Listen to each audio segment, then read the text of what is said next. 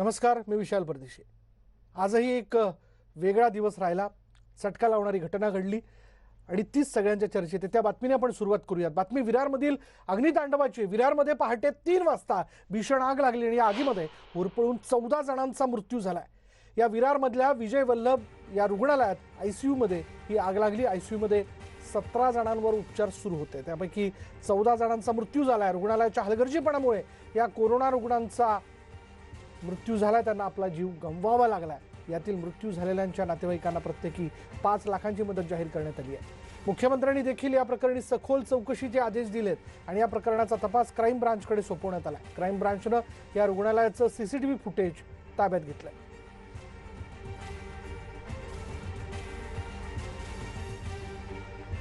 या प्रकरणी अधिक माहिती दिली आहे आमच्या प्रतिनिधी स्वाती लोखंडे ढोकेंनी। विजय वल्लभ या विरारमधील आग लागलेल्या रुग्णालयात साधारणतः 14 जणांचा दुर्दैवी मृत्यू झाला।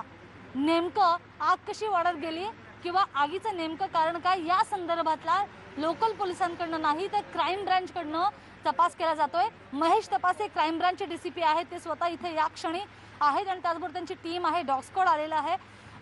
साधारणतः जे सीसीटीव्ही फुटेज आहे ते ताब्यात घेतले आणि त्याचबरोबर महत्त्वाची गोष्ट म्हणजे कंप्रेसरचा स्फोट झाला असं सकृत दर्शनी कळतंय, त्यामुळे तोही ताब्यात घेतलेला आहे। या सगळ्या गोष्टींची आणि सगळ्या अँगलची चौकशी होणार आहे। जर असं म्हटलं जाते की फायर फायटिंग यंत्रणा सुरू होती तर ती आग इतकी भडकत का गेली किंवा या सगळ्या साधारणतः 14 जणांचा जीव गमवावा लागतोय, तर नेमकं कुठे काय चुकलंय किंवा नेमका कुणाचा दोष आहे, या सगळ्या संदर्भातले सगळे अँगल्स तपासले जाणार आहेत। आणि आपण याची ही दृश्य बघतोय न्यूज 18 लोकमतवर।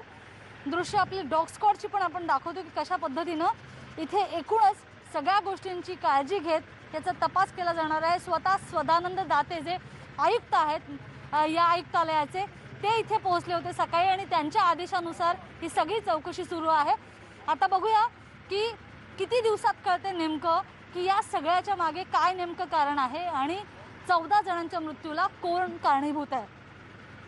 स्वप्नील धुरीसह स्वाती लोखंडे, न्यूज 18 लोकमत, विरार।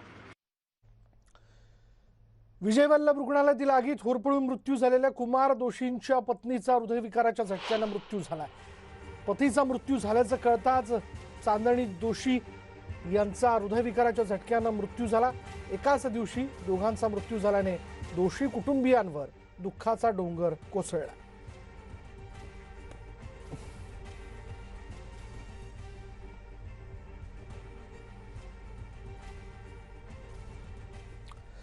जिथे आग लागली त्या विजय वल्लभ रुग्णालयात असा एक कोरोना रुग्ण आहे ज्याचे वडील त्या आयसीयू मध्ये उपचार घेत होते। वडील 2ऱ्या मजल्यावर आणि मुलगा कार्तिक 4थ्या मजल्यावर। आगीत त्याच्या वडिलांचा मृत्यू झाला आणि या रुग्णाला आपल्या वडिलांच्या अंत्यविधीला जाण्यासाठी विशेष परवानगी देण्यात आली। खरं तर हे दोघंही बापलेक राहतात टिटवाळ्याला, तिथे त्यांना बेड मिळाला नाही। एका डॉक्टरच्या ओळखीनं विरारमध्ये त्यांना बेड मिळाला आणि त्यांना वाटलं आता आपण दोघंही बरे होऊन घरी जाऊ, पण नियतीच्या मनात काही वेगळंच होतं। स्वतः कोरोनानं ग्रस्त असूनही या मुलावर वडिलांचा अंत्यसंस्कार पाहण्याची वेळ आली आहे। अशी उदाहरणं पाहिली की आपल्याकडील मुर्दाड यंत्रणेप्रती हळहळ म्हणजे व्यक्त केल्याशिवाय निघाल्याशिवाय राहत नाही, कारण आपण केवळ 2 मजले वर होतो पण वडिलांना वाचू शकलो नाही, ही भावना या मुलाच्या मनात कायम राहील। मला फक्त एवढं सांगा, तू इथून टिटवाळ्यावरून इकडे का आला? व्हेंटिलेटर बेड कुठेच नव्हता मिळत मुंबईत, इथे मॅनेज झाला होता म्हणून आलो होतो आम्ही। अरे देवा, 17 तारखेला। 17 तारखेला? बापरे, काळजी घे। कोणाच्या थ्रू मॅनेज झाला म्हणून? एक डॉक्टर होते आमचे, त्यांच्या थ्रू मॅनेज केलं होतं मी। अच्छा ठीक आहे, मी निघतो। फक्त नाव सांग। कार्तिक शिंदे। ओके कार्तिक। विरारच्या अग्नितांडवावर प्रतिक्रिया देताना आरोग्यमंत्री राजेश टोपेंनी काहीच असंवेदनशील विधान केल्याचं पाहायला मिळालं। विरारची आग हा काही राष्ट्रीय मुद्दा नाही, अशी प्रतिक्रिया राजेश टोपेंनी दिली है। ये घटना जो घटी है उसके बारे में नेशनल न्यूज नहीं है ये, लेकिन हम हमारी तरफ से राज्य सरकार की तरफ से पूरी मदद करेंगे। और बाबा, ये राज्य सरकार के हद तक हम मदद करेंगे। उनको जो 5 लाख रुपए राज्य सरकार की तरफ से गवर्नमेंट मदद करती है, महानगर पालिका की तरफ से 5 लाख मदद किया जाएगा। 10 लाख रुपए मदद करने की जो नासिक में घटना घटी है उसी टाइप में हम मदद करेंगे। फायर ऑडिट, स्ट्रक्चरल ऑडिट और इलेक्ट्रिकल ऑडिट, ये हर के लिए जरूरी होता है, वो अगर इम्प्लीमेंटेशन नहीं हो रहा है तो जो इम्प्लीमेंट नहीं कर रहे उनको बिल्कुल बहुत सख्ती से कार्रवाई उन पे की जाएगी। इसमें डिटेल जांच की जाएगी। जांच करने का रिपोर्ट 10 दिन में हम हासिल करेंगे और उसमें जो भी दोषी पाए जाएंगे उस कार्रवाई की जाएगी। ये पूर्ण घटना है। हमारी पूरी संवेदना जिनके परिवार ये सभी मृत जो हुए हैं उनके परिवार के प्रति है। आरोग्यमंत्री राजेश टोपे यांनी अशा प्रकारचं विधान केल्यानंतर विरोधकांनी चांगलाच समाचार घेतला। विधानसभेचे विरोधी पक्षनेते देवेंद्र फडणवीस आणि विधान परिषदेचे विरोधी पक्षनेते प्रवीण दरेकर यांनी टोपेंवर निशाणा साधला। पाहूयात त्यांनी नेमकं काय म्हटलंय। मला असं वाटतं की ते जर असं म्हणाले असतील तर ही असंवेदनशीलता आहे आणि ते कुठल्या मानसिकतेत हे म्हणाले मला माहिती नाही, पण मला असं वाटतं अशा घटनांच्या संदर्भात आपण संवेदनशील असलं पाहिजे आणि अशा प्रकारची प्रतिक्रिया देणं सर्वथा अयोग्य है। भ्रमिष्ट होने के नाते वैसे बात की है। मुझे उनको कहना है कि पहला इस्तीफा दे दो। क्यों इस्तीफा दो? जब आर पाटिल साहब इस राज्य के गृह मंत्री थे तभी छोटे बड़े शहर में ऐसी छोटी घटना होती है, ये बोले तो उनका इस्तीफा लिया था। और आप बोलते हैं नेशनल न्यूज नहीं, शर्म भी आती नहीं? क्या आपको 100 लोग की बलि चाहिए? क्या 1000 लोग का बलि जाएगा तो वो नेशनल न्यूज हो गया और आप उधर आएंगे? मुझे लगता है संवेदनहीनता का ये सब मामला इनके वक्तव्य से माध्यम से आगे आ रहा है। विरोधकांनी टीका केल्यानंतर आरोग्यमंत्री राजेश टोपेंनी पत्रकार परिषदेत आपल्या वक्तव्यावरून स्पष्टीकरण दिलंय। शब्दाचा विपर्यास करू नये असं म्हणत त्यांनी सारवासारव केली आहे। पत्रकारांच्या प्रश्नाला उत्तर देताना राजेश टोपेंनी काय म्हटलं पाहूयात। मला एक वाटतं की या प्रश्नाच्या बाबतीत शब्दाचा विपर्यास करू नये एवढीच माझी माध्यमांना विनंती राहील। प्रश्न जो विचारण्यात आला होता तो इतका पॉइंटेड प्रश्न, कारण मी चाललो होतो व्हीसीला, 10 मिनिटं राहिले होते व्हीसी सुरू व्हायला, प्रधानमंत्र्यांची व्हीसी होती।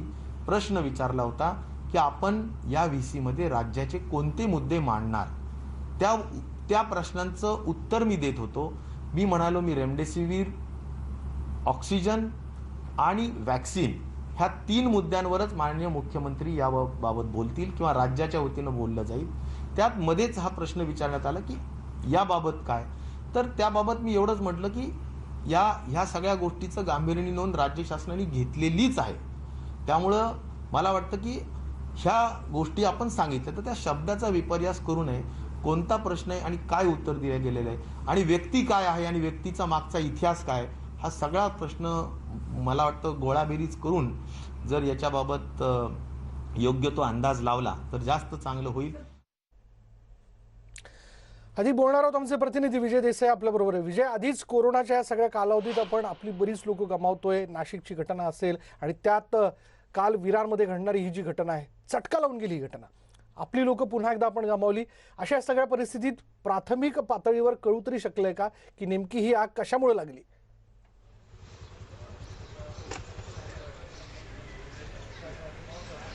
विशाल, ही दुःखदायक आणि वेदनादायक घटना आहे, कारण या रुग्णालयाचं फायर ऑडिट झाल्याचं प्रशासनाकडून सांगण्यात आलेलं आहे। त्यामुळे हे जे ऑडिट आहे ही जर झालं असेल, ते जर योग्य ऑडिट झालं असतं तर मग ही आग कशी काय लागली असा सुद्धा सवाल उपस्थित केला जात आहे। या ठिकाणी आता बाळासाहेब थोरात आले होते, नाना पटोले आले होते। त्यांनी सांगितलंय की ही जे या घटनेची चौकशी करणार आहेत आणि जे नातेवाईक आहेत, जे आता बेघर झालेले आहेत आणि ज्यांना पोरके झालेत, अशा लोकांची जबाबदारी शासन उचलण्याचं सांगितलं आहे।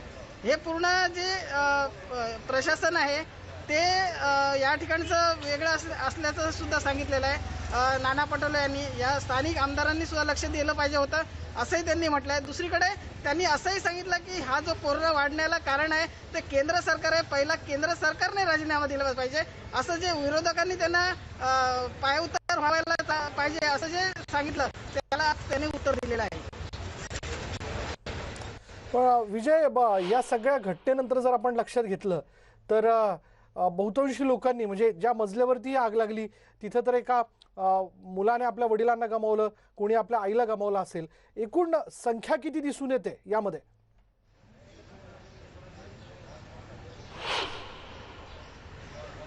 यामध्ये 14 जणांचा दुर्दैवी मृत्यू झालेला आहे, कारण 13 जे आहेत ते जागेवरतीच मृत्यू झाले होते आणि 14वा जो आहे त्याला कार्डिनल ग्रेशियस हॉस्पिटलमध्ये त्याला उपचारासाठी पाठवलं होतं आणि त्या ठिकाणी त्यांचा मृत्यू झालेला आहे.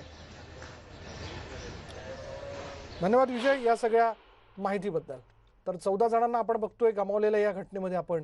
आणि या घटनेनंतर पुन्हा एकदा ज्या हॉस्पिटलच्या इमारतीत रुग्णांवरती उपचार केले जात आहेत ते हॉस्पिटल सुरक्षित आहे का, त्याचं फायर ऑडिट करण्यात आलेलं आहे का, त्याची ऑक्सिजन पुरवणारी यंत्रणा व्यवस्थित आहेत का, असे अनेक प्रश्न या सगळ्या कोरोनाच्या कालावधीत त्याच्याशी झुंज देत असताना, त्याच्या विरोधात लढत येत असताना समोर येताना दिसत आहेत. म्हणजे एकीकडे हा विषाणू आणि दुसरीकडे असणाऱ्या तांत्रिक बाबी, या सगळ्या पातळींवरती खरं तर आपल्याला लक्ष ठेवून काम करावं लागणार आहे हे आता राज्य सरकारच्या लक्षात येत आहे. यानंतर पाहूयात बातमी आहे पंतप्रधानांसोबत झालेल्या मुख्यमंत्र्यांच्या बैठकीची. पंतप्रधान मोदींनी आज सर्वाधिक कोरोना रुग्ण असलेल्या राज्यातील मुख्यमंत्र्यांशी संवाद साधला. यावेळी मुख्यमंत्री उद्धव ठाकरेंनी रेमडेसिवीर इंजेक्शन आणि ऑक्सिजन पुरवठ्याकडे पंतप्रधानांचं लक्ष वेधलं. महाराष्ट्राला अधिक ऑक्सिजनची गरज असून रेमडेसिवीरचा पुरेसा पुरवठा ही आवश्यक असल्याचं मुख्यमंत्र्यांनी म्हटलं. ऑक्सिजन विमानाने आणणं शक्य नसल्यास वेळ वाचवण्यासाठी रिकामे टँकर्स विमानाने प्लांट्सच्या ठिकाणी पाठवून ऑक्सिजन भरून इतर मार्गाने राज्याला मिळावा अशी मागणी मुख्यमंत्री उद्धव ठाकरेंनी केली. दरम्यान आपल्याकडे लस उत्पादक कंपन्यांची मर्यादित क्षमता पाहता त्यामुळेच इतर देशांमधून उत्पादन होत असलेल्या लसी आम्ही आयात करून लसीकरण अधिक गतीने वाढू शकतो का असा सवाल करत यावर मार्गदर्शन करण्याचे त्यांनी सांगितलं.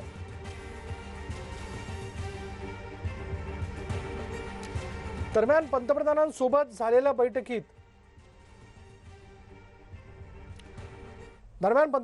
झालेल्या बैठकीत नेमकी कोणत्या मुद्द्यांवर चर्चा झाली याची माहिती आरोग्यमंत्री राजेश टोपेंनी दिली आहे. ऑक्सिजन आणण्यासाठी रिकामे टँकर्स एअरफोर्सच्या विमानातून घेऊन गेले जातील आणि येताना ते टँकर्स एकतर ट्रेनमध्ये आणले जातील किंवा जवळचं राज्य असेल तर ते टँकर बाय रोड आणले जातील.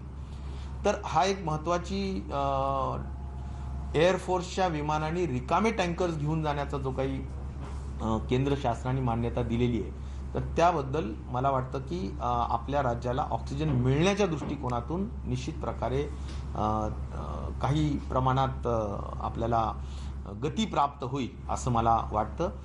आता एकच आहे की सर्व राज्यांनी मिळून, बऱ्याचशा महत्त्वाच्या राज्यांनी मिळून एक मागणी जरूर केली की 1 नेशन 1 रेट असावा. त्या दृष्टिकोनातून सुद्धा मागणी केलेली आहे, परंतु त्यावर अजून निर्णय झालेला नाही. आणि जरूर वॅक्सिनेशनच्या संदर्भात आपल्याला या सगळ्या अनुषंगाने जर रेट्स कमी करून मिळाले तर निश्चित प्रकारे अधिक व्यापक पद्धतीने आपल्याला देता येऊ शकेल. आणि जर नाही मिळाले तर मग मात्र आपल्याला कदाचित गरीब घटकांना विसरता येणार नाही. गरीब घटकांची काळजी ही शासनाने घ्यावी लागेल. पंतप्रधानांसोबतच्या याच बैठकीदरम्यान दिल्लीच्या मुख्यमंत्र्यांना बोलण्याची संधी मिळाली नाही. यावेळी त्यांनी दिल्लीला भेडसावणाऱ्या समस्या पंतप्रधानांसमोर मांडल्या. मात्र याचं थेट प्रक्षेपण करण्यात आलं. दिल्लीचे मुख्यमंत्री अरविंद केजरीवाल यांनी बैठकीचं थेट प्रक्षेपण करण्याला पंतप्रधान नरेंद्र मोदी यांनी आक्षेप नोंदवला. बैठकीचा वापर दिल्लीच्या मुख्यमंत्र्यांनी राजकारणासाठी केल्याचा आरोप भाजपनं केला.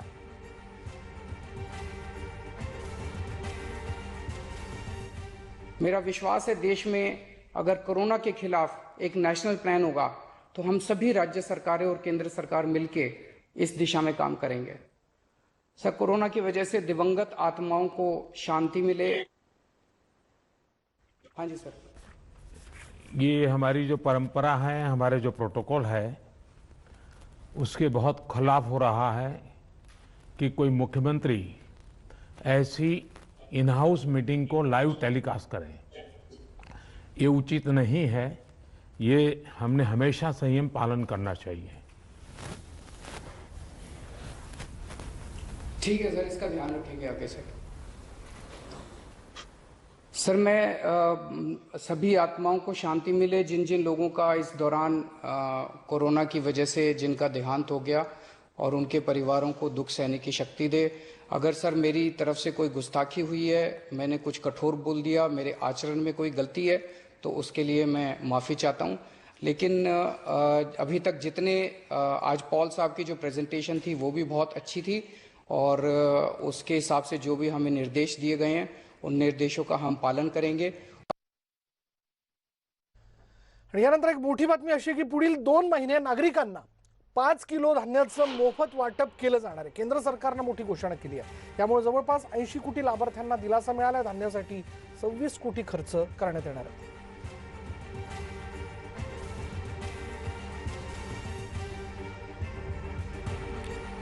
बोलूयात आमचे प्रतिनिधी प्रशांत लीला रामदास आपल्या बरोबर. प्रशांत, 5 किलो धान्याचं मोफत वाटप जे आहे ते करण्यात येतंय. अर्थात जो वर्ग ज्याच्या हाती काम नाही या लॉकडाऊनच्या कालावधीत किंवा ज्याला खरं तर 2 वेळेच्या भाकरीसाठी वणवण भटकावं लागतंय, अशा सगळ्यांसाठीच हा मोठा दिलासा म्हणावा लागेल का? विशाल, हा अतिशय उत्तम आणि मानवतेच्या दृष्टिकोनातून मोठा निर्णय केंद्र सरकारच्या वतीने घेण्यात आलेला आहे. यामध्ये जवळपास 5 किलो अन्न आणि धान्य हे निशुल्क ज्या लोकांकडे काम नाही आहे, ज्या लोकांकडे गरज आहे, ज्या लोकांकडे राशन कार्ड आहे, 3 प्रकारचे राशन कार्ड आहे, अशा सगळ्यांना हे धान्य मोफत निशुल्क देण्यात येणार आहे. आणि जून महिन्यापर्यंत हे संपूर्ण धान्य देण्यात येईल. कारण की ज्या पद्धतीनं कोरोनाची वाटचाल बघता आगामी जून पर्यंत ही वाटचाल अशीच राहील अशी शक्यता व्यक्त केली जात आहे. त्यामुळे अनेक उद्योगधंदे बंद झालेले आहेत, अनेकांचं काम सुटलेलं आहे आणि अशा वेळी त्यांना दिलासा मिळावा यासाठी एक मोठा निर्णय केंद्र सरकारच्या वतीने घेण्यात आला. आजच्या मुख्यमंत्र्यांच्या बैठकीमध्ये या प्रकारची मागणी देखील करण्यात आली होती. या मागणीचा आधार घेतच हा निर्णय घेण्यात आल्याची माहिती पुढे आली आहे.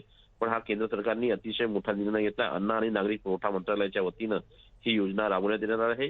प्रधानमंत्री अन्नदान योजना ही अशा प्रकारच्या योजनेचं नाव असण्याची शक्यता आहे. धन्यवाद प्रशांत या सगळ्या माहितीबद्दल. यानंतर फडणवीसांनी केंद्र सरकारचे ट्विटरवरून आभार मानलेत. पाहुयात फडणवीसांनी काय ट्विट केलंय बघा. त्यांनी या ट्विटमध्ये असं म्हटलंय की गरिबांसाठी पंतप्रधान मोदींनी अजून एक पाऊल टाकलंय. पंतप्रधान गरीब कल्याण योजनेअंतर्गत मोफत धान्य देण्याची सरकार ही योजना मे आणि जून महिन्यासाठी आहे. 5 किलो मोफत धान्य दिलं जाणार असून यासाठी 26,000 कोटींपेक्षा जास्त खर्च केला जाईल. यानंतर वेळ झाले का ब्रेकची. ब्रेक घेऊयात. पहा फक्त न्यूज 18 लोकमत.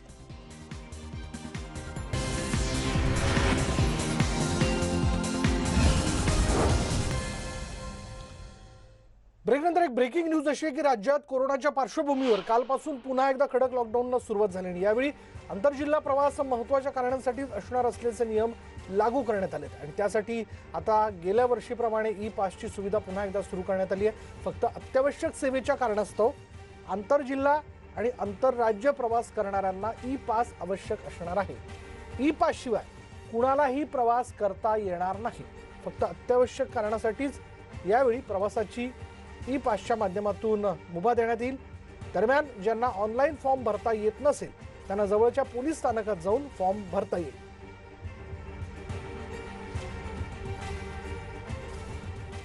जिल्ह्याच्या बाहेर आणि शहराच्या बाहेर प्रवास करण्यावर मनाई आहे. फक्त काही ठराविक कारणासाठी जे कारण ह्या शासन नोटिफिकेशनमध्ये नमूद केलेले आहे याच कारणासाठी जिल्ह्याबाहेर आणि शहराबाहेर प्रवास करण्यासाठी परवानगी आहे. अशा प्रवासासाठी ई पासची सिस्टम महाराष्ट्र पोलीस तर्फेने राबविण्यात येत आहे. ही सिस्टम मुंबई शहरासाठी पण लागू असणार आहे. ज्यांना या कारणासाठी शहराबाहेर जिल्ह्याबाहेर प्रवास करायचे आहे त्यांना covid19.mhpolice.in या संकेतस्थळावर अर्ज करायचे आहे. अर्जाप्रमाणे चौकशी होऊन त्यांना पासची उपलब्ध होणार आहे. बीडमधनं एक धक्कादायक बातमी अशी, ब्रेकिंग न्यूज अशी की जिल्हा रुग्णालयातील गलथान कारभार चव्हाट्यावर आला आहे. रुग्णांना बेड न मिळाल्यानं बाकड्यावरच त्यांना उपचार घ्यावे लागतात. त्यांना त्यांच्यावरती उपचार करण्यात येतात. एका रुग्णाला बाकड्यावर बसवूनच ऑक्सिजन दिला जातोय तर दुसऱ्या एका रुग्णाला गॅलरीत एका बाजूला झोपून ऑक्सिजन दिला जातोय. बेड उपलब्ध करेपर्यंत पर्यायी व्यवस्था म्हणून उपचार सुरू असल्याचं जिल्हा शल्य चिकित्सकांनी सांगितलं. त्यामुळे आता बेड न मिळणं, ऑक्सिजनचा तुटवडा असणं, ही सगळी परिस्थिती नेमकी केव्हा सुधारणार आहे? आणि बीडमधलं हे चित्र तर अत्यंत भयावह आहे की बाकड्यावरती झोपवूनच त्या रुग्णावरती ऑक्सिजन लावून उपचार करण्यात येत आहेत. बेडच त्या व्यक्तीला नाहीये किंवा या वरंड्यामध्ये अक्षरशः तिथे गादी टाकून या रुग्णाला झोपवण्यात आलं आणि त्याच्यावरती उपचार केले जात आहेत. ही बीडमधली परिस्थिती आहे. केव्हा अतिरिक्त बेड्स उपलब्ध होणार आहे? काही पर्यायी कोविड सेंटर तिथे सुरू करण्यात येतील का? याबद्दलची काही घोषणा केली जाते का, याकडे सगळ्यांचं लक्ष आहे. पण हे तर दाहक वास्तव आहे की ज्या प्रमाणात रुग्ण वाढतात त्या प्रमाणात आरोग्य व्यवस्था ही अपुरी पडते.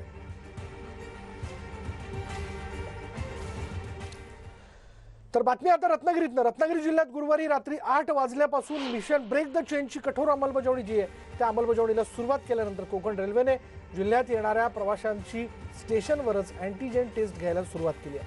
रत्नागिरी जिल्ह्यातल्या खेड रेल्वे स्थानकात मुंबई इथून आलेल्या प्रवाशांची अँटीजेन टेस्ट सुरू आहे आणि पहिल्याच दिवशी दुपारपर्यंत 4 प्रवासी कोरोना पॉझिटिव्ह भेटलेत. ज्यांना लक्षणं आहेत अशा रुग्णांना कोविड सेंटरमध्ये तर लक्षणं नसणाऱ्यांना होम आयसोलेशन करण्यात येत आहे. याचा आढावा घेतला आमचे प्रतिनिधी चंद्रकांत बनकर यांनी. रत्नागिरी जिल्ह्यामध्ये कोरोनाचा कहर सुरू आहे. आपण आता खेडच्या रेल्वे स्टेशनमध्ये आहोत. जे मुंबई पुण्यातून जे येणारे जे प्रवासी आहेत त्यांची या ठिकाणी अँटीजेन टेस्ट केली जाते आहे. माझ्या पाठीमागं आपण बघू शकता की अशा प्रकारे खेड तालुका आरोग्य विभागाच्या मार्फत ही टेस्ट केली जाते.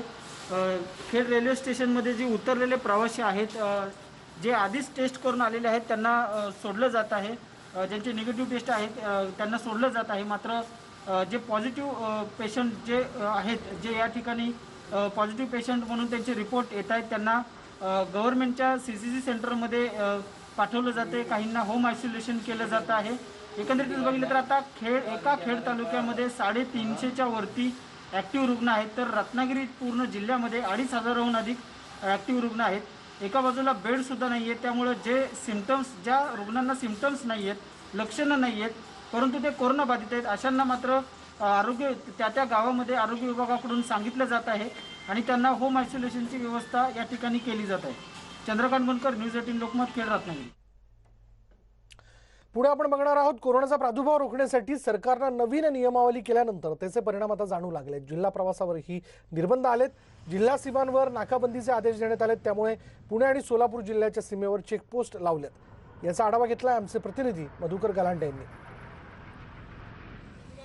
राज्यात कोरोनाचा वाढता संसर्ग पाहता आणि जी रुग्णांची संख्या रोजच्या रोज झपाट्याने वाढत आहे त्याच्यासाठी राज्य सरकारने हे आटोक्यात आणण्यासाठी एक नवीन लॉकडाऊनची घोषणा केली. कडक अंमलबजावणी करण्याचे आदेश दिले. याच्यामध्ये 2 जिल्ह्यांच्या सीमाबंदीचा समावेश करण्यात आला. आता आपण आहोत पुणे आणि सोलापूर जिल्ह्याच्या सीमेवरती, इंदापूर येथील हिंगणगाव येथील सीमेवरती. या ठिकाणी सोलापूर जिल्ह्याच्या पोलिसांच्या वतीने आणि पुणे जिल्ह्याच्या पोलिसांच्या वतीने चेकपोस्ट उभारण्यात आलेला आहे. या ठिकाणी पोलिसांचा ताफा मोठा आहे. या पोलिसांच्या ताफ्यांमध्ये अधिकारी आहेत, कर्मचारी आहेत, होमगार्ड आहेत आणि हा ताफा जोपर्यंत लॉकडाऊन आहे तोपर्यंत असाच इथे राहणार आहे. या चेकपोस्टवरती जी मालवाहतूक वाहनं सोडता जी खाजगी वाहतूक करणारे जी लोक आहेत या लोकांची चौकशी केली जाते. त्यांनी लस घेतली का, ते काय पॉझिटिव्ह आहेत का, ते कुठं चाललेत, कुठून आलेत, याची संपूर्ण चौकशी अधिकाऱ्यांमार्फत केली जात आहे. एकंदरीत या चेकपोस्टमुळं वाहतुकीवरती आणि मालवाहतुकीवरती कोणताही परिणाम होणार नसला तरी अवांतर फिरणाऱ्या लोकांवरती मात्र नक्कीच बंधन येईल. मधुकर गालांडे, न्यूज 18 लोकमत, इंदापूर. यानंतर बघूयात एक आश्चर्यचकित करणारी बातमी आहे. धुळ्यात 2 दिवसांच्या नवजात बाळाला कोरोनाची लक्षणं दिसल्याचा धक्कादायक प्रकार समोर आला. विशेष म्हणजे सुरुवातीला शरीरातील अनेक अवयव सुरळीत काम करत नसताना अवघ्या 2 दिवसात या नवजात बाळाच्या प्रकृतीत चकित करणारी सुधारणा झाली. या बाळाची ऑक्सिजन पातळी जी आहे ती 86 पर्यंत आल्याचं दिसून आलं आणि त्यामुळे डॉक्टरांना कोरोना सदृश संशय आल्याने लागलीच बाळाच्या रक्ताच्या तपासण्या करण्यात आल्या. यात संसर्ग असल्याचं दिसल्याने तातडीने कोरोना संदर्भात उपचार सुरू झाले. हे बाळ सकारात्मक प्रतिसाद देत असल्याचं डॉक्टरांनी सांगितलंय आणि ज्या मुलांना कोरोनाची लक्षणं दिसतील त्यांना तात्काळ वैद्यकीय सल्ला घेण्याचं आवाहन तज्ज्ञ करतात. 104 डिग्री फॅरनहाइट्स पर्यंत गेलेला ताप हा खाली उतरायचं नाव घेत नव्हता. बाळाला सारखे झटके येत होते. मेंदूच्या कित्येक भागांमध्ये काही उलथापालथी झाल्यामुळे येणारे झटके हे थांबण्याचं नाव घेत नव्हते. त्याच्यासाठी अँटी कन्व्हल्जंट म्हणून जे काय आमचे इंजेक्शन असतात ते आम्ही चालू केले आणि हळूहळू बाळाच्या झटक्यांमध्ये पण सुधारणा व्हायला सुरुवात झाली. सगळ्यात महत्त्वाची गोष्ट, त्याचा फणफणीत जो काय ताप होता तो सुद्धा आता हळूहळू कमी झाला. त्याचं सॅच्युरेशन हे सुरुवातीला 84% पर्यंत खाली ड्रॉप होत होतं. त्याच्यामध्ये सुद्धा सुधारणा ही ऑक्सिजनच्या पुरवठ्यानंतर झाली आणि आता बाळाची जी धाप बाळाला सुरुवातीला लागत होती ती सुद्धा आता बाळाची धाप कमी झालेली आहे. बाळाच्या दोन्ही किडन्या या जवळजवळ फेल होत्या. बाळ लघवी करत नव्हतं. बाळ गेल्या 24 ते 48 तासांमध्ये त्याची लघवी थांबलेली होती. बाळानं आता लघवी करायला सुरुवात केली. किडन्यांवरची जी सूज आहे ती कमी व्हायला सुरुवात झालेली आहे आणि बाळ सकारात्मक प्रतिसाद देत आहे. चला आपण सगळेच या चिमुकल्याच्या प्रकृती सुधारणा व्हावी यासाठी प्रार्थना करूयात, त्याला शुभेच्छा व्यक्त करूयात. यानंतर वेळ झाले का ब्रेकची. ब्रेक घेऊयात. पहा फक्त न्यूज 18 लोकमत.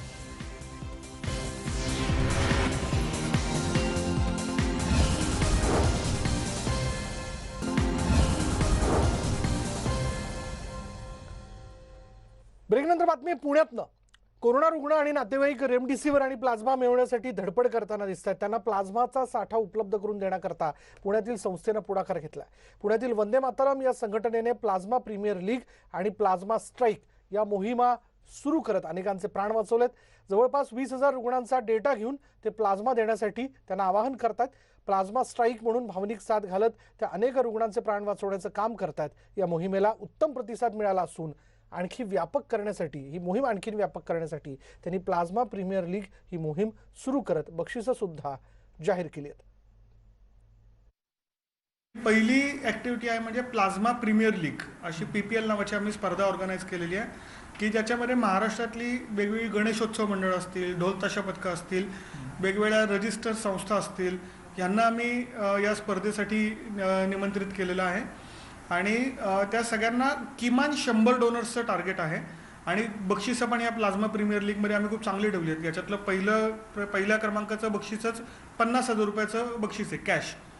तर टीम म्हणून युवकांनी एकत्र यावं आणि जास्तीत जास्त प्लाझ्मा डोनर्स तयार करावेत याच्यासाठी हा आमचा एक प्रामाणिक प्रयत्न आहे. दुसरं प्लाझ्मातला आता एक प्रॉब्लेम असा होणार आहे की 1 मे पासून 18 वर्षापासून सगळ्यांनाच हे आहे वॅक्सिनेशन आहे आणि जेव्हा आपण वॅक्सिनेशन होतं त्याच्यानंतर आपण प्लाझ्मा दान करू शकत नाही. तर त्याच्यामुळे 1 मेच्या जास्तीत जास्त प्लाझ्मा दान घडवून यावं म्हणजे कमीत कमी वेळामध्ये जास्तीत जास्त चांगला रिझल्ट मिळावा याच्यासाठी आम्ही प्लाझ्मा स्ट्राईक हा उपक्रम घेतला. म्हणजे जसं आपलं सर्जिकल स्ट्राईक झालं, एअर स्ट्राईक झालं, कमी वेळात जास्तीत जास्त रिझल्ट, तसं हे प्लाझ्मा स्ट्राईकमध्ये आम्ही करणार आहोत. तुमचे प्रश्न आम्हाला पाठवायचे, तज्ज्ञ डॉक्टरांची टीम आहे, त्या डॉक्टरांच्या माध्यमातून आम्ही त्यांच्या प्रश्नांची उत्तरं देतो.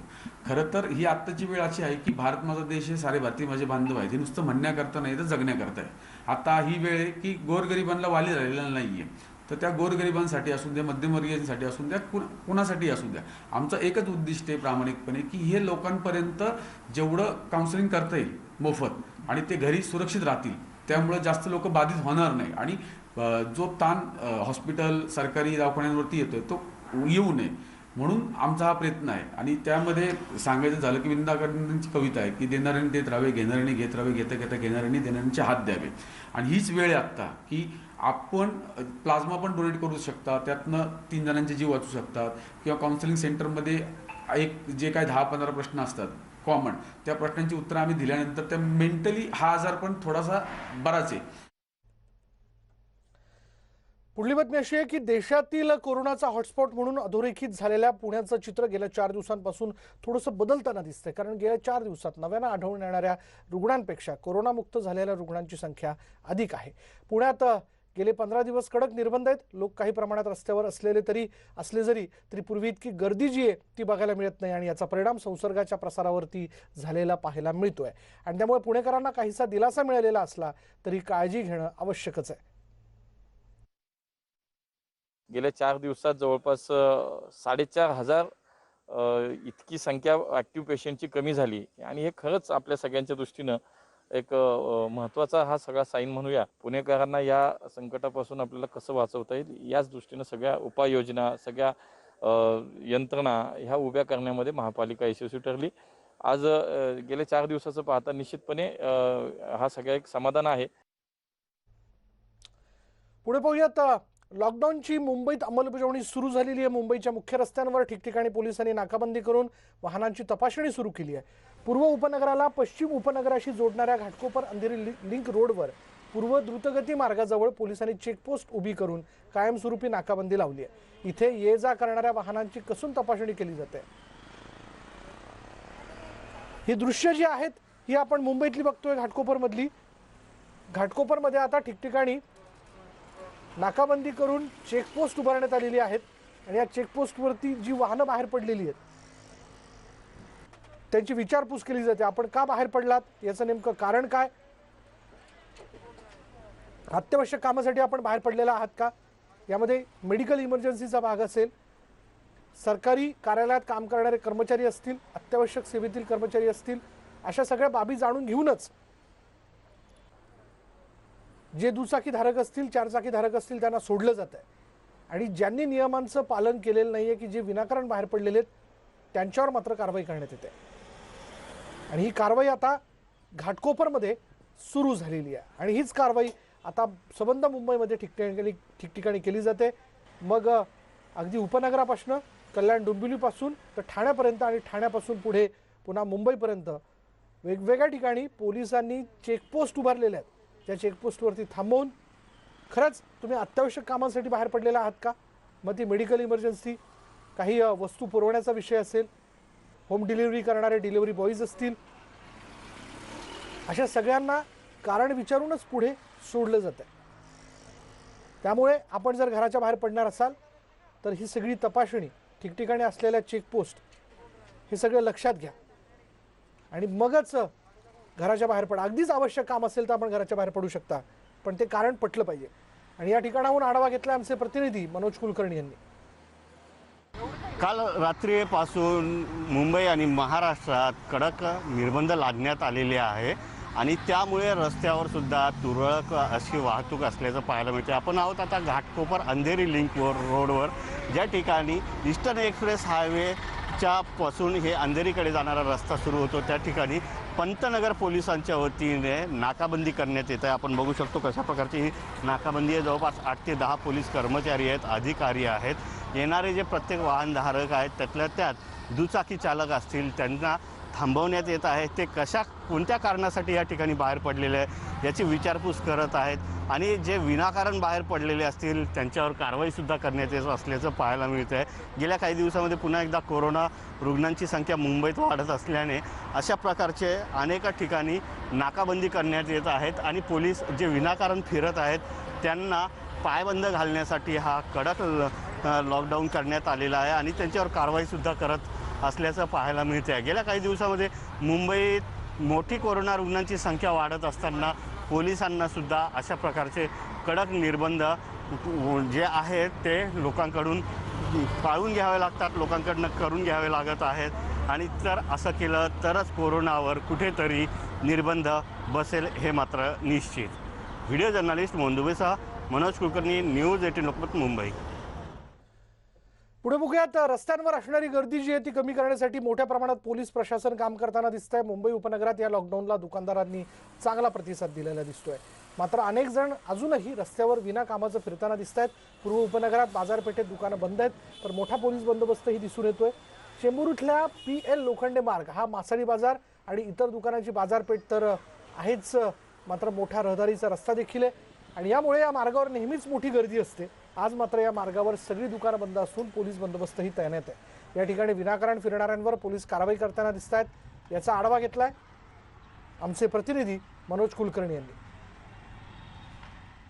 मुंबईत वाढत्या कोरोना रुग्णांच्या पार्श्वभूमीवर पुन्हा एकदा कडक निर्बंध लादण्यात आलेले आहेत. काल रात्रीपासून हे निर्बंध असणार आहेत ते 1 मे पर्यंत आणि दिवसा संचारबंदी. अत्यावश्यक सेवेसाठी सकाळी 7 ते 11 वाजेपर्यंत दुकानं उघडे असणार आहेत, परंतु त्यानंतर मात्र रस्त्यावर कुणीही दिसायला नाही पाहिजे अशी व्यवस्था करण्यात आलेली आहे. अत्यावश्यक सेवेतले जे कामं असतील तेच करत असतील लोक. आपण आहोत आता चेंबूरच्या या PL लोखंडे मार्गावर आणि या ठिकाणी नेहमीच मोठ्या प्रमाणात गर्दी असते. जे दुकानं असतात ते दुकानंसुद्धा उघडे असतात, परंतु आज मात्र या ठिकाणी सर्व दुकानं बंद आहेत. पोलिसांनी गस्त सुरू केलेली आहेत. रिक्षावाले आहेत, रिक्षावाल्यांची सुद्धा तपासणी करण्यात येत आहे. 2 पेक्षा जास्त प्रवासी यामध्ये दिसू नये आणि असल्यास त्यांच्यावर कारवाई करण्यात येत आहे. त्याचबरोबर जे मोटरसायकल स्वार आहेत किंवा जे काम नसताना बाहेर पडलेले असतात त्यांच्यावर सुद्धा कारवाई करत असल्याचं पाहायला मिळतं. या ठिकाणी टिळकनगर पोलिसांच्या वतीनं ही गस्त घालण्यात येत आहे. PL लोखंडे मार्ग हा गजबजलेला परिसर आहे आणि या ठिकाणी मोठ्या प्रमाणात लोक असतात. झोपडपट्टीसारखा एरिया आहे, परंतु आज मात्र या ठिकाणी अतिशय तुरळक प्रमाणात लोक रस्त्यावर असल्याचं पाहायला मिळते आणि अशाच जर चांगला प्रतिसाद मिळाला तर येणाऱ्या दिवसामध्ये जी ब्रेक द चेन कोरोनाची ती निश्चितच ब्रेक होईल, हे मात्र निश्चित. Video journalist Mohan Dubey, Manoj Kulkarni, news 18 Lokmat, Mumbai. ब्रेकनंतर पाहूया बातमी बारामतीतनं. बारामतीमध्ये कोरोनाचा कहर अजूनही सुरूच आहे. तो आटोक्यात आणण्यासाठी प्रशासनाने कडक अंमलबजावणी सुरू केली आहे. याचबद्दल अधिक माहिती देत आहेत आमचे प्रतिनिधी जितेंद्र जाधव. बारामती शहरामध्ये कोरोना रुग्णांची वाढती संख्या लक्षात घेऊन राज्यामध्ये देखील कडक लॉकडाऊन जाहीर केला असताना देखील आपण पाहू शकतो असे मोकाट नागरिक असतील, युवक असतील, या ठिकाणी मोकाट फिरत आहेत आणि म्हणून आज प्रशासनातर्फे या ठिकाणी कारवाई केली जाते. माझ्याबरोबर बारामतीचे पोलीस उपाधीक्षक नारायण शिरगावकर आहेत. आपण त्यांना विचारू, हे जी लोक पकडले त्यांच्यावर काय कारवाई करतात? जे बारामती शहरामध्ये जे लॉकडाऊनचं पालन न करता विनाकारण रस्त्यावर फिरणारे जे लोक आहेत त्यांना आज आम्ही आरोग्य विभागाच्या माध्यमातून त्यांच्यावर अँटीजेन टेस्ट आज या ठिकाणी आम्ही घेत आहोत. त्यामध्ये जे पॉझिटिव्ह लोक येतील त्या पॉझिटिव्ह लोकांना आम्ही सरकारी हॉस्पिटलमध्ये आम्ही दाखल करणार आहोत. यातून जे पॉझिटिव्ह येतील त्यांच्याकडून कोरोनाचा प्रसार कमी होण्यासाठी किंवा ते प्रतिबंध करण्यासाठी आम्ही ह्या उपाययोजना राबवलेल्या आहेत. लोकांच्यावर आम्ही कारवाई केली, दंडात्मक कारवाई केली, त्यांच्यावर खटले भरले, गुन्हे दाखल केले, तरी लोकांच्यामध्ये सुधारणा होताना दिसत नाही आहे. आज हॉस्पिटलमध्ये बेड मिळत नाही आहेत, ऑक्सिजन नाही आहे, आज रेमडेसिवीरचे इंजेक्शनची उपलब्धता नाही आहे. हे असतानाही विनाकारण लोक रस्त्यावर फिरून हा कोरोनाचा प्रसार करताना दिसून येत आहेत. त्याकरता प्रशासनाने उचललेलं महत्त्वाचं पाऊल आहे. माझ्या नागरिकांना ही कळकळीची विनंती आहे की आपण या लॉकडाऊनचं पालन करूया, या कोरोनाला आपण हरवूया आणि पुन्हा एकदा मुक्त संचार करण्यासाठी आपल्याला वाव मिळणार आहे. त्यावेळी आपण मुक्त संचार करू. आता आपण या नियमांचं पालन करून प्रशासनाला मदत करा असं मी सर्वांना आवाहन करतो. शहराचे पोलीस निरीक्षक नामदेव शिंदे आपल्याबरोबर. शहरामध्ये कशा पद्धतीने आपण नाकाबंदी केली आणि काय आपण त्या ठिकाणी खबरदारी घेतली? आम्ही शहरामध्ये 16 ठिकाणी नाकाबंदीचं आयोजन करून जी लोक नियमाचं पालन करत नाहीत, मोकार फिरतात, त्या लोकांचे अँटीजेन टेस्ट करणे, त्यांच्यावर दंडात्मक कारवाई करणे, थुंकला तर कारवाई करणे, जमून उभा राहिले तर कारवाई करणे, अशा प्रकारच्या कारवाया करून लोकांच्यामध्ये आम्ही जनजागृती करत आहोत. हा रोग भयंकर आहे आणि ह्याला आपण नियमाचं पालन करून थांबवू शकतो, हा मेसेज आम्ही देत आहोत जागोजागी. आपण पाहू शकतोय बारामतीमध्ये कोरोनाची वाढती संख्या लक्षात घेऊन आता प्रशासनाने देखील कडक धोरण या ठिकाणी राबवण्याचा निर्णय घेतला आहे. जितेंद्र जाधव, न्यूज 18 लोकमत, बारामती. आता बातमी एका देवदूताची. हो, याला देवदूतच म्हणावं लागेल. कल्याणच्या नांदिवली परिसरात राहणारा किशोर सातपुते आणि त्याचा मित्र ऋषी साबळे हे दोघेही कोरोना काळात रुग्णांसाठी प्लाझ्मा आणि रक्त उपलब्ध करून देत आहेत. सुरुवातीला प्लाझ्मा आणि रक्त लवकरात लवकर कसं उपलब्ध करून देता येईल याची पुसशीही कल्पना किशोरला नव्हती. मात्र 24 वर्षांच्या गर्भवती महिलेला रक्त पुरवण्याच्या मोहिमेत तो सहभागी झाला आणि तेव्हापासून आजपर्यंत त्याचं हे कार्य अविरतपणे सुरू आहे. आतापर्यंत या दोघही तरुणांनी 500पेक्षा जास्त प्लाझ्माच्या पिशव्या तर 800पेक्षा जास्त रक्ताच्या बाटल्या या गरजूंपर्यंत पोहोचवण्यासाठी मदत केली. विशेष म्हणजे लढा रक्तदानाचा या सोशल मीडियाच्या माध्यमातून त्यांना राज्याच्या विविध शहरातील 600पेक्षा जास्त तरुणांचा ग्रुप प्लाझ्मा आणि रक्तदानाच्या मोहिमेत त्यांना सहकार्य करतोय. या तरुणांशी संवाद साधला आमचे प्रतिनिधी गणेश गायकवाड यांनी. कोरोनाच्या काळामध्ये विविध रक्तगटांची आणि प्लाझ्माची मागणी मोठ्या प्रमाणात आहे. कल्याणमधील एक तरुण आहे जो आपल्या मित्राच्या मदतीने कोरोना रुग्णांना प्लाझ्मा आणि रक्तासाठी मदत करतोय. तो आपल्यासोबत आहे. काय सांगाल, सोशल मीडियाच्या माध्यमातून कसं हे जाळं पसरवलं आणि ही सुरुवात कशी झाली तुमची? खरं सांगायचं गेलं ना तर रक्तदान आणि प्लाझ्मा दान हे आमचं क्षेत्रच नाही आहे. परंतु काय झालं, गेल्या वर्षी एक व्हॉट्सअपला सहज मेसेज आला होता की 24 वर्षाची मुलगी आहे जी गर्भवती आहे आणि तिच्या पोटात 8.5 महिन्याचं बाळ आहे, तर त्यांना रक्ताची गरज होती, O नेगेटिव्ह, आणि तो रक्त त्यांना 2 दिवस कुठे मिळत नव्हतं. तर म्हटलं हा मेसेज खरा आहे की खोटा आहे आम्हाला माहीत नव्हतं. तर म्हणून मी स्वतः कॉल केला. तर म्हटलं की हे खरं आहे का, गरज आहे का? तर ते बोलले हो आम्ही शोधतोय. तर मग मी काय केलं, तोच मेसेज कॉपी पेस्ट केला आणि माझ्या इंस्टाग्राम हँडलवर टाकलं आणि पुढच्या 10 मिनिटात मला डोनर मिळाला. तर म्हटलं मिळालं, तर डोनरला आम्ही तिकडे पाठवलं, तो डोनेट करून आला. त्यानंतर मला त्याचं काही नवल वाटलं नाही. पण 2 दिवसानंतर जेव्हा त्या मुलीच्या भावाने मला त्या बाळाचा फोटो पाठवला आणि बोला दादा थँक्यू सो मच, तुमच्यामुळे आमची आज ताई पण सुखरूप आहे आणि बाळ पण सुखरूप आहे. तर ते मला एक खूप भारी वाटलं की आपण कोणाचा तरी जीव वाचवू शकतोय. त्या दिवशीच ठरवलं की इथून पुढे रक्तावाचून कोणाचा जीव गेला पाहिजे नाही. कारण की त्यावेळेस परिस्थिती अशी होती की कोरोनामुळे 2-3 महिने लॉकडाऊनमध्ये कोणी रक्तदान केलं नव्हतं. प्लाझ्मा डोनेटचं तर प्लाझ्माचं कोणाला माहीतच नव्हतं. तर आम्ही ठरवलं की जेवढं आपल्याला जमेल तेवढं आपण लोकांना सांगूया. मग मी, माझा मित्र ऋषी साबळे आणि आमचे काही डोंबिवलीचे पुण्याचे सहकारी, त्यांना सगळ्यांना आम्ही गोष्ट समजून सांगितली आणि आज जवळपास महाराष्ट्रात आणि महाराष्ट्राच्या बाहेरही आमच्याकडे जवळपास 500 ते 600 लोकांचा रक्ताचा डेटा आहे. आणि आम्ही जवळपास 700 ते 800 मुलांकडून रक्तदान करून घेतलं आहे. बरं, आत्तापर्यंत किती लोकांचे प्राण तुम्ही वाचवलेत, किती लोकांना प्लाझ्मा किंवा ब्लड तुम्ही पुरवलेला आहे आणि हे आत्तापर्यंत किती लोकांची टीम यामध्ये इन्व्हॉल्व आहे? असं एक फिक्स आकडा सांगू शकत नाही की किती लोकांचे जीव वाचवले, पण जीव वाचवले नक्की सांगू शकतो. काम किती केले, कसं केलं हे खरं तर महत्त्वाचं नाही आहे, परंतु सायन हॉस्पिटलला जवळपास 40, 50, 60 मुलांची माझ्याकडे थॅलेसेमियाची लिस्ट आहे आणि त्या मुलांना प्रत्येक 15 दिवसांनी रक्त लागतं आणि जर त्यांना रक्त मिळालं नाही तर त्यांचा कदाचित जीवही जाऊ शकतो. तर ही जेव्हा गोष्ट कळली, मला थॅलेसेमिया आजाराविषयी काहीच माहीत नव्हती, मग मी माहिती घेतली आणि आज बघतोय तर आम्ही जवळपास प्रत्येक 15 दिवसांनी त्यांच्यासाठी एक डोनर पाठवतो आणि आजपर्यंत मी आणि ऋषी साबळे किंवा आमचे सगळे डोंबिवलीतले पुण्यातले सहकारी त्यांनी 700 ते 800 बॉटल रक्त पुरवलं आहे आणि प्लाझ्मा जवळपास 500च्या वरती पुरवला आहे. खूप मोठी गोष्ट आहे की कोरोनाच्या या काळामध्ये जिथे रक्ताचा तुटवडा आहे, प्लाझ्मा दानासाठी कोण पुढे येत नाही, मात्र हे तरुण जे आहेत ते आपली जबाबदारी ओळखून या कोरोनाच्या काळामध्ये अनेकांचे जीव वाचवत आहेत. व्हिडिओ जर्नलिस्ट आकाश सहानेसह गणेश गायकवाड, न्यूज 18 लोकमत, कल्याण.